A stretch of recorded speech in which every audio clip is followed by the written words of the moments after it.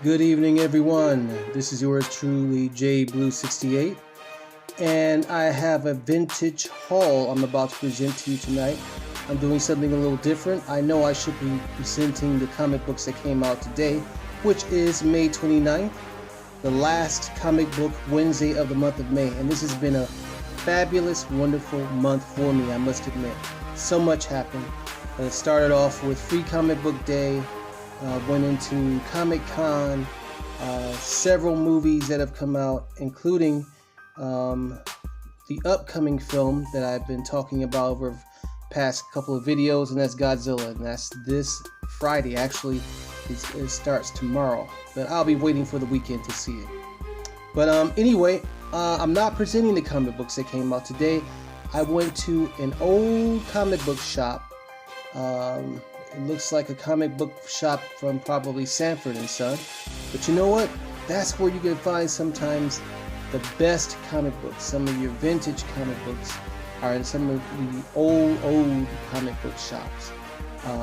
And that's what I've been looking for, are some vintage books, and I found them. Including some treasures that I will be showing at the very end of this haul. Not very many books, and they're all Marvel, by the way, but definitely some vintage books out here. We're starting off with Elektra, and I absolutely love this cover. She looks so sexy, so mischievous, so dangerous. Elektra. I loved the version of her played by the lovely actress Elodie Yung, who will be actually at our Comic Con, which is coming up in our next Comic Con, Michigan Comic Con, which is called the Michigan Comic Con, in August.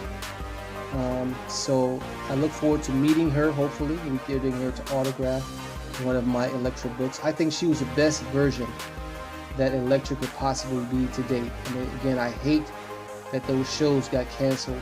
The Marvel Netflix deal didn't work out the way it should have. But anyway, so we have Elektra here. She looks so sexy. After that, we have Where Monsters Dwell. Monsters Dwell, and another set of lovely young dangerous ladies holding some dude hostage. I have no idea what this book is about, but it is from the Secret Wars line, which came out a couple of years back. Parental advisory, not for kids. So this is not. It looks like it came out around the same time that Ant-Man came out, because Ant-Man is promoted on the cover here, the very first Ant-Man movie. So that was about 4 years back. Yeah, about 4 years back. All right. The Phantom Eagle Flies the Savage Skies. Very interesting. Next up, we have Cable. And this is a very nice cover here of Cable. This is one of their, what is this called? What kind of cover is this called? Where it's kind of shiny, all shiny and stuff.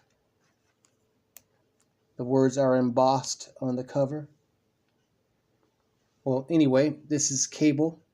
Let's get an older version of him. So I had to get it. It's a first issue collector's item. Oh, very nice. After that, we have another issue of the Starjammers. I don't have very many of these comics, but these characters are part of the X-Men line, the cosmic version of the Cosmic X-Men, I should say, or the X-Men in space. Very nice there, part of the all-new X-Men limited series of that time. This was a couple of years back. All right, nice cover. Another shiny cover here. A foil cover. That's the word I was trying to think of. This is a foil cover, and Cable also was a foil cover. They don't make any of these foil covers anymore. They make the lithographs, but I haven't seen any of the foil covers in a long time. I really wish that they would start or continue making them.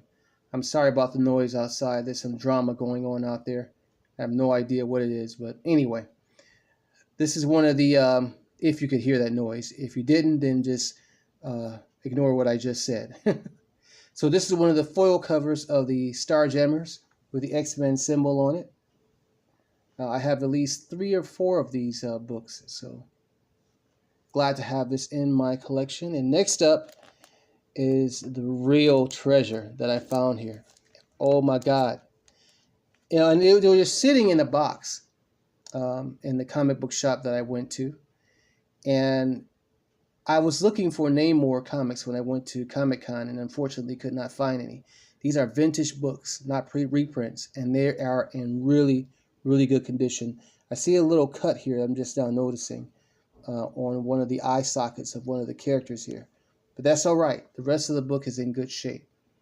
And I really encourage any Marvel fans and Marvel collectors and fans of this particular character, Namor, to jump on this, because Namor will be showing up in the Marvel Universe very, very soon. He was hinted to back in Iron Man, and was hinted to again in Avengers Endgame, when at the very beginning of the movie, when Black Widow, Scarlett Johansson's character, was talking to General Okoye, and she mentions a earthquake that took place under the ocean underneath Wakanda, that they couldn't exactly explain what was going on or what was the cause of that particular earthquake. And I've said in several videos, Namor was one of my favorite characters. I can't wait to see him finally fully realized on the screen, the silver screen, which I believe will happen in Phase 4. We'll see. We will definitely see. But I'm loving this vintage cover. Submariner. Love that. In really good condition. Next up we have, or in pretty good condition. Next up we have The Invaders, another one of my favorite Marvel superhero groups, which we've yet to see.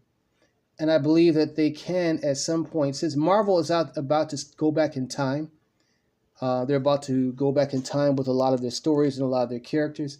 I think they can finally do The Invaders.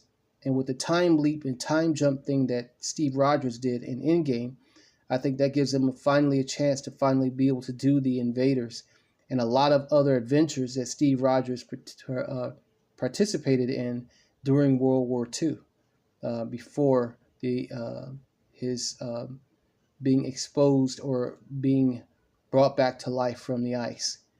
I think we'll finally get a chance to see those adventures at some point. The Invaders. And this features actually Union Jack versus Baron Blood, a British superhero. And you can see he's wearing the British flag. Okay.